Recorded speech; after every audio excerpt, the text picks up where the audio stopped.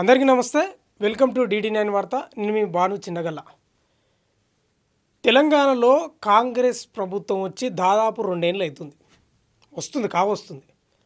మరి కాంగ్రెస్ ప్రభుత్వానికి ప్రధాన ప్రతిపక్షం అంటే ఎవరు చెప్పాలి? బీఆర్ఎస్ ఉంది, బీజేపీ ఉంది. ఈ రెండే మనకు కనిపిస్తున్నాయి. కానీ ఇంకో ప్రతిపక్షం కూడా ఉంది. అదే మునుగోడు ఎమ్మెల్యే కోమటిరెడ్డి రాజగోపాల్ రెడ్డి.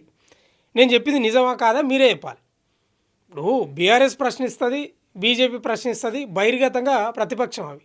కానీ కాంగ్రెస్ ప్రభుత్వంలో ఉండి కాంగ్రెస్ ఎమ్మెల్యే, కాంగ్రెస్ టికెట్పై గెలిచిన ఎమ్మెల్యే కాంగ్రెస్ ప్రభుత్వాన్ని ముఖ్యంగా ముఖ్యమంత్రి రేవంత్ రెడ్డిని విమర్శిస్తున్నాడు. ఇప్పుడు కాదు, 3-4 నెలల. కారణం ఏందో కూడా మీకు తెలుసు. మంత్రి పదవి రాలేదనే ఒక అసంతృప్తితో. మరి ఇవ్వాలేంది న్యూస్ పట్టుకొచ్చినామని మీరు అనుకోవచ్చు. పట్టుకొచ్చిన న్యూస్ ఏంటంటే, మన తెలంగాణలో కాంగ్రెస్ ప్రభుత్వాన్ని గద్దె దించాలేమో, ప్రభుత్వం మారాలేమో అని ఎవరు అంటున్నారు? నేను కాదు, రాజగోపాల్ రెడ్డి గారు అంటున్నారు, మునుగోడు ఎమ్మెల్యే. కారణం ఏంటంటే, RRR రోడ్డుకు సంబంధించి ఆ భూములు పోయినాయి కదా, అందులో మునుగోడుకు సంబంధించిన వాళ్ళ ప్రజలు కూడా ఉన్నారు. వాళ్ళకి ఇంతవరకు పరిహారం రాలేదు. ఆ రింగ్ రోడ్డు మొత్తం మునుగోడుకు వచ్చేవరకే చక్కగా ఎందుకు పోయింది, ఒంకల్టింకల్ ఎందుకు పోలేదని రకరకాల ప్రశ్నలు చేసిండు. నిన్న నారాయణపూర్ సంస్థాన్పూర్కి సంబంధించిన ఏదో మీటింగ్ జరిగింది అక్కడ. దీనికి సంబంధించిందే, ఈ రైతులకు సంబంధించి. అంటే వాళ్ళ భూములు కోల్పోయినారు కాబట్టి పరిహారం రాలేదని వాళ్ళ గోడు వెళ్ళబోసుకున్నారు, ఒక సభ పెట్టుకున్నారు ఒక చిన్నగా. దానికి హాజరై ఒక రేంజ్లో ఫైర్ అయ్యండి. నిన్న చూడండి, ఆ వీడియో ఉంటుంది. ఒక రేంజ్లో ఫైర్ అయ్యండి. నేను కొట్లాడుతా అంటున్నాడు ప్రభుత్వంతో. నేను కొట్లాడతా, మీరు ఏదో అంటే అక్కడ వాళ్ళ రైతులకు చెప్తున్నాడు, నేను ముఖ్యమంత్రి రేవంత్ రెడ్డికో లేకపోతే కాంగ్రెస్ అధిష్టానానికో సాగిల పడి నమస్కారం ఏం పెట్టను. నాకు ఎవరైనా ఒకటే, నాకు ఒకటి ఎవరంటే నా మునుగోడు ప్రజలకు ఏమైనా అన్యాయం జరిగితే అస్సలు ఊకోని అంటున్నాడు. అసలు ఊకోనే పరిస్థితే లేదు. ఇంకా ముఖ్యమంత్రి రేవంత్ రెడ్డిని అయితే ఇక గంజిలో ఈగని తీసేసినట్టు తీసేస్తున్నాడు. ఇప్పుడు కాదు, 3-4 నెలల. అట్లా నిన్న ఆ సభల ఒకటే వార్త, ఇది డిజిటల్ ఛానల్లో కానీ శాటిలైట్ ఛానల్లో కానీ ఇదే వార్త నడిచింది నిన్న మొత్తం. అసలు ప్రభుత్వం మారాలంటున్నాడు. అంటే ఇంక నచ్చుతలేదనే కదా ఆయన కర్తవ్యం. ఇది ఒకటే కాదు, ఏంది ఇందిరమ్మ ఇళ్ళకి సంబంధించి డబ్బులు పెంచాలన్నాడు. రైతు బంధు రానోళ్ళు ఉన్నాడు, రుణమాఫీ కాలేని వాళ్ళు ఉన్నారు. అసలు రేవంత్ రెడ్డి మాటలు తక్కువ మాట్లాడి పని ఎక్కువ చేయాలన్నాడు.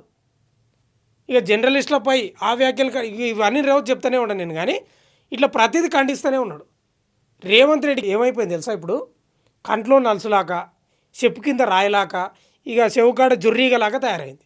రేవంత్ రెడ్డి ఏం చేయలేకపోతున్నాడు. ఎందుకంటే రేవంత్ రెడ్డి చేతి లేదు కదా, ఆడ ఢిల్లీ అధిష్టానం. వీళ్ళకి బాసులు ఆడుంటారు కాబట్టి ఈయన ఏం చేయలేకపోతున్నారు. గా మధ్యలో ఏదో క్రమశిక్షణ కమిటీ చర్యలేదో నాగర్ కర్నూలు ఎంపీ మల్లురావు ఉన్నాడు కదా, ఆయన ఇచ్చిండు, అదే అయిపోయింది. ఇంకో విషయం తెలుసా? నాగర్ కర్నూలు ఎంపీ మల్లురావే క్రమశిక్షణ తప్పుతాడు ఒకసారి. అట్లా ఉంది. ఆయనకు క్రమశిక్షణ కమిటీ బాధ్యత ఇచ్చారు. సరే, టాపిక్ ఎక్కడన్నా పోతుందేమో. కానీ ఇప్పుడు ప్రధానంగా ఏమంటున్నాడంటే, ఈ రైతులు ఎవరైతే ఉన్నారో RRR రోడ్లో విస్తరణలో భాగంగా పోయిన రైతులకు పరిహారం కావాలంటున్నాడు. వాళ్ళకి పరిహారం కావాలి, వాళ్ళు ఎవరిని అడగాలి? ఇక్కడ మీరు పట్టించుకోరు, అక్కడ కేంద్రానికి పోతే వాళ్ళు పట్టించుకోరు, ఎవరిని అడగాలి?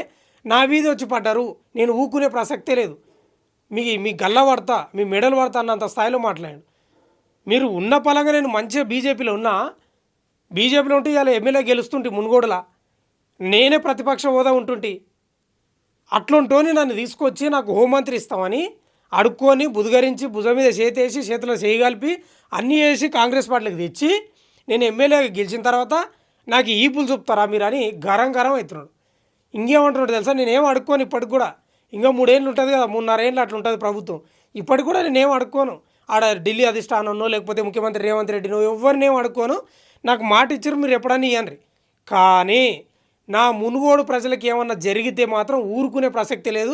అది ముఖ్యమంత్రి రేవంత్ రెడ్డి అయినా సరే, ఇంకెవరైనా సరే అని చాలా ఘాటు విమర్శలు చేసిండు. మనం అప్పుడప్పుడు వింటుంటాం, ఎవరి భుజం మీదనో తుపాకీ పెట్టి ఎవరినో కాలుస్తుంటారు. రాజగోపాల్ రెడ్డి అట్లా లేదు, డైరెక్ట్గా కాలుస్తున్నాడు రేవంత్ రెడ్డిని. నిన్న ఇదే వార్త పెద్ద సర్కిల్ అయిపోయింది మొత్తం. అట్లా ముఖ్యమంత్రి రేవంత్ రెడ్డికి సొంత పార్టీలోనే ప్రతిపక్షం అయింది. ఇప్పుడు వాళ్ళు ప్రశ్నించాల్సిన అవసరం లేదు. ఎవరు బీఆర్ఎస్లో బీజేపీలో, ఈయన చాలు వీళ్ళకు, ఎవరికి? రేవంత్ రెడ్డి ప్రభుత్వానికి. అట్లా నడుస్తుంది కథ.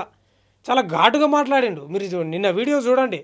తాడో పేడ తెలుసుకుందాం, అసలు నన్ను బయటికి పంపించినా సార్ లెక్కనే చేయను అట్లా మాట్లాడుతున్నాడు. అంటే ఎట్లుందంటే కోమటిరెడ్డి రాజగోపాల్ రెడ్డి, కోమటిరెడ్డి వెంకటరెడ్డి అవసరం కాంగ్రెస్ పార్టీకి అంత అవసరం ఉంది. రాజగోపాల్ రెడ్డికి అవసరం లేదు. ఆయన ఏడవైనా బతకగలుగుతాడు, ఏడవైనా ఏ పార్టీలో అయినా గెలుస్తాడు. సరే మొన్న ఉప ఎన్నికలు అంటే ఏదో ఓడిపోయింది, అది వేరే విషయం. కానీ ఆయనకు డబ్బు సోర్స్ అట్లుంటుంది, బలగం ఉంది, మంచి పేరు ఉంది, బోలా శంకరుడు రకరకాలుగా ఉంది. అవన్నీ నమ్ముకున్నాడు ఎవరు? రాజగోపాల్ రెడ్డి.